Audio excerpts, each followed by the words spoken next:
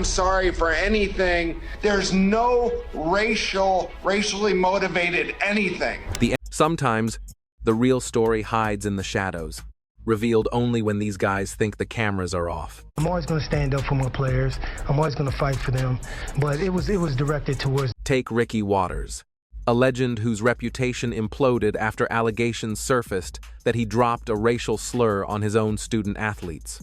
Ricky Watters excessively cursed at players and acted inappropriately. Then there's Nick Bosa, haunted by a digital trail of racially charged likes and attacks on social justice that dogged him right into the pros. We're pulling back the curtain on NFL stars exposed for hateful conduct. First up on the list, Ricky Watters. Back in the day, Watters was an electric playmaker, an icon of his time. Yet, his grim post-retirement legacy has zero to do with gridiron glory. The scandal broke in 2013, years after he hung up his cleats, leaving a blemish on his name that simply won't wash off. We aren't just talking about a former Pro Bowler or a guy with a Super Bowl ring from his days with the San Francisco 49ers. He had stepped into a new role as a rookie head coach, tasked with shaping young minds at Oak Ridge High in Orlando, Florida. That gig hit a brick wall fast following an outburst that left the players, the staff, and the entire district completely stunned. Hired to revitalize the program for the 2013 season with his NFL clout, everything fell apart during a matchup against West Orange High. Eyewitnesses claim that as Oak Ridge started trailing on the scoreboard, Watters completely lost his cool on the sidelines. The accounts are damning assistants, and teenagers alike reported a tirade of F-bombs, culminating in a racial slur hurled directly at the team. It got physical, too, with reports of him chest-bumping a kid in a rage. Two of his own assistants were so rattled by the display, they refused to work another minute under him. When investigators stepped in, the kids confessed they'd never seen such hostility, insisting this wasn't just tough love, it was a meltdown. Rumors swirled that players threatened to walk if he stayed. Once the heat was on, Watters scrambled to spin the narrative. He owned up to the cursing, but swore he was screaming at the officials for bad calls, claiming he was just defending his squad. Nobody bought it. Orange County Public Schools wrapped up their probe and determined the verbal abuse, and that specific slur was definitely aimed at the kids. A clear violation of policy. The official findings didn't mince words, labeling his behavior excessive and out of control before recommending he be cut loose immediately. Before they could hand him the pink slip, Watters walked away, resigning on October 1st, 2013. Now, let's talk about Nick Bosa. Bosa had already established himself as a defensive terror in the league when a storm started brewing around him, one that had zero to do with his stats or salary. This firestorm was sparked by his own digital footprint, stemming from comments and clicks made way before he put on an NFL jersey. Even as he was tearing it up at Ohio State and getting hyped as the number 2 pick in the 2019 draft, his history had scouts questioning his character. Prior to turning pro, Bosa used his social media platforms to take shots at athletes who were speaking out on social justice issues. Back in August 2016, he hopped on Twitter and labeled former 49ers quarterback Colin Kaepernick a clown for protesting police brutality. That tweet lingered for years until it blew up right before the draft, creating a PR nightmare considering he was heading to San Francisco, Kaepernick's old stomping grounds. And it didn't stop there. Sleuths uncovered that his Instagram had liked posts from a high school buddy featuring homophobic slurs and the N-word used as hashtags. Bosa tried to plead ignorance, claiming he scrolled past the hashtags without looking, insisting it was just a mindless like, but the fact remained, his verified account was co-signing content loaded with hate speech. With the draft clock ticking, Bosa and his rep team went into cleanup mode, quietly deleting the toxic posts from his history. He didn't even hide the motive, admitting later he scrubbed the profile specifically because he knew he was likely landing in the Bay Area. Critics saw right through it. It wasn't about learning a lesson, it was about saving face and protecting his draft stock. Once the 49ers called his name, Bosa had to face the music during his first presser with the team. He offered a mea culpa for being insensitive, specifically walking back the Kaepernick jab and claiming he respected the quarterback's stance. But he conveniently sidestepped the uglier stuff, the racial slurs his account had endorsed with those likes. instead chalking the whole mess up to being young and dumb. Years down the line, he stirred the pot again, flashing a MAGA hat during a post-game interview, a political statement that cost him a fine from the league. Next on the list, Kerry Collins. Kerry Collins was supposed to be the savior, the rugged leader and face of a franchise. But the darkest cloud over his career wasn't about blowing a big game. It was about a disturbing pattern of hurling racial insults. Those ugly moments haunted him, threatening to torpedo his career before he ever really hit his prime. He hit the scene in 1995 as the Carolina Panthers' Golden Boy, the first pick in their history. Taken 5th overall, he had the arm and the swagger to lead a new team. But the red flags were waving long before he took his first pro snap. Back in 1994, Kerry Collins was wrapping up his run at Penn State when things got ugly. After taking a beating from Ohio State, accusations flew that he'd hurled a racial epithet at his own teammates. It didn't take long for the details to surface, alleging he dropped the most offensive word in the dictionary. Ki-Jana Carter didn't shy away from confirming the mess. Collins swore he didn't mean any harm, but he still had to eat humble pie, calling the outburst a lapse in judgment. While the locker room vibe turned icy, the brass never handed down any official suspension or fines. Fast forward 3 years, and the smoke turned into a raging fire that threatened to burn his career to the ground. It was August 1997, down in Spartanburg. During the Panthers' last night of camp, Collins showed up to a team gathering 3 sheets to the wind. In that drunken haze, he turned on standout receiver Muhsin Muhammad and let that same hateful slur fly again. The air instantly left the room. Everyone froze, except for Muhammad, who was absolutely livid. Shouting matches almost turned into a brawl before the other guys managed to separate them. Suddenly, Collins's drinking issues weren't just a rumor anymore. They were front and center. Barely 12 months down the road, the law caught up with him behind the wheel, resulting in a drunk driving arrest. Then came the 1998 season collapse.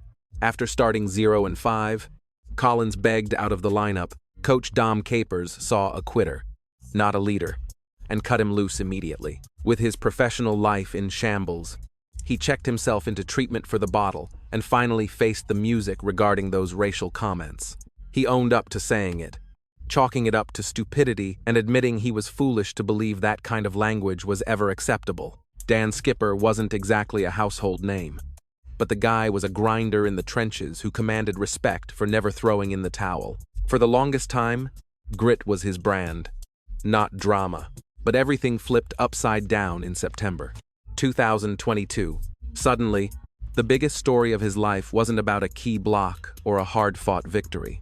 Right when he should have been popping champagne, a shadow was cast over his name, linking him forever to ugly allegations of bigotry. We aren't talking about a franchise savior or a top-tier draft selection here. This was a massive 6'10" lineman who lived out of a suitcase, shuffling between the taxi squad and the main roster for ages. He did stints with Detroit and Houston, scratching and clawing just to keep his jersey. When the Lions finally let him start a game, the internet absolutely ate it up.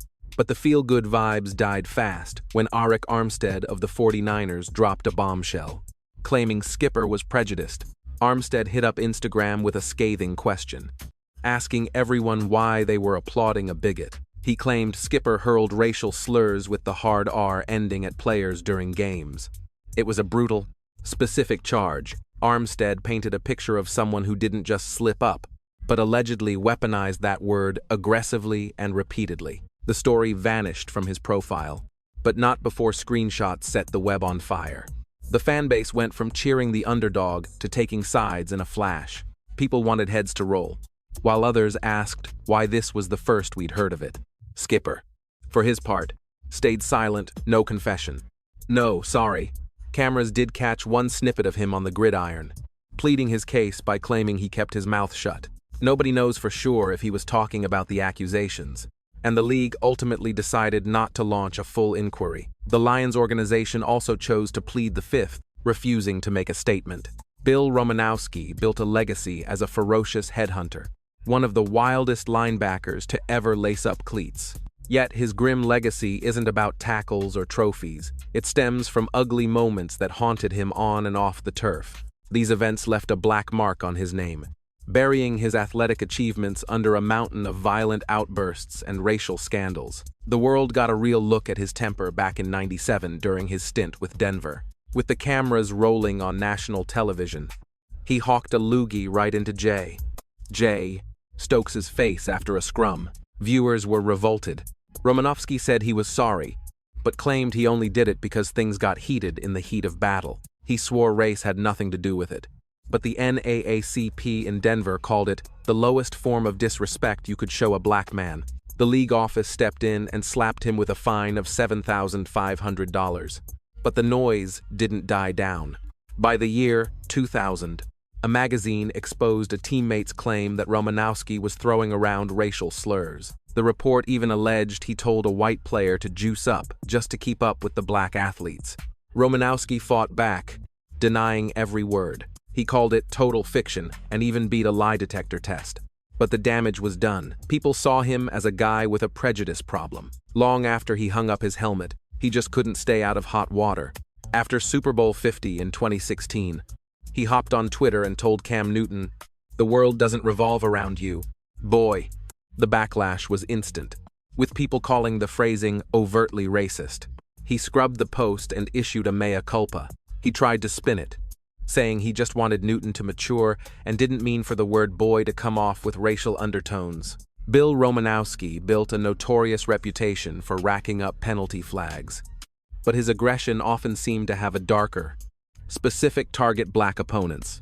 The resume of violence is staggering, kicking Larry Centers in the head back in 1995, tearing the helmet right off Eddie George in 2002, and shattering teammate Marcus Williams' orbital bone with a sucker punch in 2003 that effectively retired him. Williams didn't let that slide, dragging Romanowski to court and walking away with a $340,000 settlement for the damage done. Then there's the saga of Mason Rudolph. At one point, he was looked at as the heir apparent in Pittsburgh, praised for staying cool under pressure and capping off a regular season with record-breaking numbers. However, the defining moment of his time in the league had absolutely zero to do with throwing touchdowns. It all went down in November of 2019 against the division rival Cleveland Browns, sparking a controversy that would follow him forever. As the clock ticked down to zero, things got ugly fast between Rudolph and Browns powerhouse Myles Garrett. The entire stadium went silent as the scuffle turned into something nobody expected to see on a gridiron. Garrett ripped Rudolph's helmet straight off his head and swung it like a weapon, connecting with Rudolph's skull, a move that got Garrett suspended indefinitely. But the real bombshell dropped in the aftermath, when Garrett claimed Rudolph had provoked him with a racial slur, specifically dropping the N-word right before the swing. That accusation hit the news cycle like a freight train. Speaking to ESPN later, Garrett stood his ground, insisting he heard what he heard and that he just snapped. He clarified that he never wanted to play the race card publicly or use it as an excuse for the violence, but felt he had to speak his truth. Rudolph, for his part, wasn't having any of it. He called Garrett's story a total fabrication, labeling it a reckless attempt to destroy his reputation just to save face. The entire Steelers camp, from his agent to head coach Mike Tomlin, rallied behind their quarterback, adamant that no such language was used. The league launched a massive investigation, grilling everyone involved and scrubbing through every angle of game, audio, and video they could find. When the dust settled, the NFL announced they found zero evidence to back up the claim that Rudolph used a slur. Garrett kept his suspension for the assault, while Rudolph paid a fine for his role in starting the shoving match, and the league tried to turn the page, even with the official clearance. That accusation hung over Rudolph like a dark cloud for the rest of his days in Pittsburgh. He later went on record saying, "I don't use that word, hard R or not," adding that while it shouldn't be said, the public will never have absolute certainty. Let's talk about Riley Cooper, the guy who used to be a fan-favorite wideout for the Philadelphia Eagles. He came in hot with championship pedigree from the University of Florida and a knack for making big plays. But his legacy got torpedoed by his off-field behavior. It happened in June of 2013 at a Kenny Chesney concert, a night that would permanently destroy his nice guy image. A cell phone video went viral showing Cooper losing his cool with a security guard and dropping a hateful racial epithet. The footage was crystal clear. capturing Cooper screaming that he would jump the fence and fight every N-word in here. He was directing that venom straight at a black security staffer who had simply told him he couldn't go backstage. There was no misinterpreting it. It was ugly, racist, and aggressive, setting the internet and the sports world on fire. The Eagles had to act fast, hitting Cooper with a fine and sending him away from the facility for mandatory sensitivity counseling. Cooper went into damage control mode, issuing a statement about how ashamed he was and apologizing to the locker room. Owner Jeffrey Lurie condemned the speech as having no place in civilized society, and the league office piled on, calling the outburst offensive and unacceptable. Inside the locker room, things were complicated. Michael Vick, the team's leader, publicly forgave Cooper and asked the squad to move forward, but not everyone was ready to forgive and forget. With stars like LeSean McCoy clearly uncomfortable with Cooper's presence, the fans let him hear it too, raining down boos when he finally stepped back onto the field. In a move that baffled many, the Eagles not only kept him, but eventually gave him a contract extension, sparking a massive debate about double standards and accountability. And then there is the bully, Richie Incognito. For a while, he was viewed as one of the nastiest, most dominant guards in the game. A perennial Pro Bowler, but his nasty reputation wasn't just about blocking defenders, it was about being a toxic human being. The lid blew off in 2013 with the Miami Dolphins, revealing a culture of harassment that was hard to stomach. It started when teammate Jonathan Martin literally walked away from the team, citing a hostile work environment that he couldn't handle anymore. A high-profile investigation led by Ted Wells uncovered that Incognito was the ringleader of a hazing crew, along with Mike Pouncey and John Jerry. They had been relentlessly tormenting Martin and other staff members. This wasn't just locker room banter. It was a campaign of threatening texts and racial abuse. The smoking gun was a voicemail where Incognito called Martin a half-breed piece of filth, threatened to slap his mother, and actually threatened to kill him. He also strong-armed Martin into coughing up $15,000 for a Vegas bender, leveraging the guy's terror of what might happen if he said no. Investigators found that Martin wasn't the only victim. Incognito had another staffer in his crosshairs, who he tormented with vile racial insults and twisted threats referencing the Pearl Harbor attacks. The probe exposed a systematic nightmare of abuse, revealing a toxic environment where racial hatred was just another day at the office. Miami didn't waste a second before dropping the hammer. They slapped Incognito with an indefinite suspension for behavior that destroyed the team's integrity, effectively torching his time in South Florida. The league stepped in to back the play, keeping him off the field for the rest of the 2013 campaign. He took a voluntary timeout for the entire 2014 season before the Buffalo Bills gave him a second shot in 2015. Even with the comeback, that dark cloud of scandal followed him everywhere. Incognito eventually admitted the voicemail was humiliating, spinning it as twisted locker room bonding. But nobody was buying that ticket anymore. Drew Brees. Drew Brees stood tall as a titan of the gridiron, a legend in the making, a future Hall of Famer whose arm rewrote the history books and brought home a Super Bowl MVP trophy. Then 2020 hit, and Brees got dragged into a firestorm that had zero to do with touchdowns and everything to do with social justice. The backlash was instant and national, putting a permanent dent in his golden boy armor. It all went down during a Yahoo Finance sit-down in June of 2020, when he tackled the topic of players taking a knee. When pressed on the protests, he dug his heels in, declaring he could never respect anyone he felt was disrespecting the American flag. Critics immediately tore him apart for being tone-deaf to the Black Lives Matter cause and ignoring the police brutality that sparked the movement. Heavy hitters like Malcolm Jenkins and Michael Thomas, along with icons like LeBron James, didn't hold back in calling him out. The consensus was that Brees chose to worship a piece of cloth while turning a blind eye to the suffering of black lives. Brees saw the tsunami coming and realized he'd stepped on a landmine, so he hit Instagram hard, posting apology after apology to try and stop the bleeding.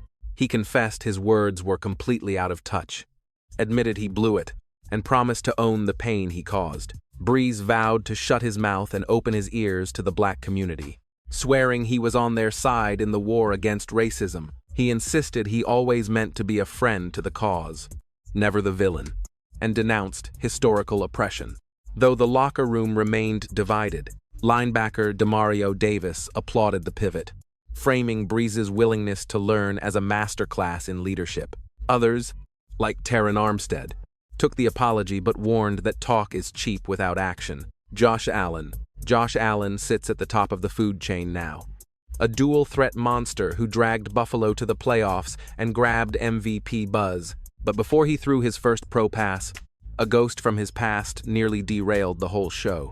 Right before the 2018 draft, the internet dug up some ugly tweets from his high school days that left everyone stunned. We're talking racial slurs and a hateful slogan about white supremacy that turned stomachs. Back then, he was just a kid in the sticks of Fresno, firing off posts without a clue about the damage he was doing. The posts mixed toxic slurs with lines ripped from TV comedies and rap lyrics, which he later claimed he was too young to understand were offensive. As the scandal went viral, scouts worried his presence would tear a locker room apart. Allen didn't run. He owned it immediately, calling himself an idiot and swearing that kid wasn't him anymore. On draft night, he faced the music with the Bills' brass and vets, offering a straight-up apology. Heavyweights like Lorenzo Alexander and Eddie Yarbrough gave him the floor to plead his case. Alexander broke it down, noting the kid was 16 and raised in a bubble. He refused to crucify him for it, and Yarbrough flipped from skeptic to supporter because Allen showed genuine remorse. The franchise went into overdrive to keep the team united. Allen personally contacted the team captains to clear the air and keep lines of communication wide open. He needed them to look him in the eye and believe his heart was in the right place. By the first huddle, the tension had evaporated, letting him get back to slinging the rock instead of dodging questions. Since then, Allen has been vocal about crushing racism, stating loud and clear in 2020 and 2022 that he stands shoulder to shoulder with the black community. The locker room, the press, and the fans ultimately accepted his plea, writing off those tweets as the reckless mistakes of a child rather than the ugly scars of true hate. We want to know where you stand, so fire away with your opinions in the comment section below.